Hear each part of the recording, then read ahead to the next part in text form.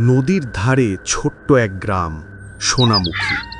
গ্রামের পশ্চিম প্রান্তে দাঁড়িয়ে আছে এক বিশাল প্রাচীন তাল গাছ।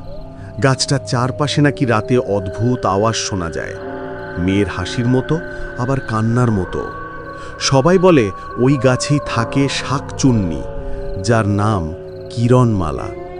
অনেক বছর আগে কিরণমালা ছিল এই গ্রামেরই মেয়ে, সুন্দরী, মিষ্টি স্বভাবের, আর সবাইকে হাসিয়ে রাখত। কিন্তু বিয়ের পর স্বামী শহরে গিয়ে আর ফেরেনি। কিরণমালা প্রতিদিন তালগাছের নিচে বসে অপেক্ষা করত। সেই অপেক্ষারই একদিন শেষ হলো দুঃখে। এক পূর্ণিমার রাতে গলায় দড়ি দিয়ে ঝুলে পড়ল ওই তালগাছেই। সকালবেলা মানুষ তার দেহটা গাছের ডালে দুলতে দেখে চমকে যায়। তখন থেকেই তালগাছটা গ্রামে অশুভ নামে পরিচিত হয়ে ওঠে।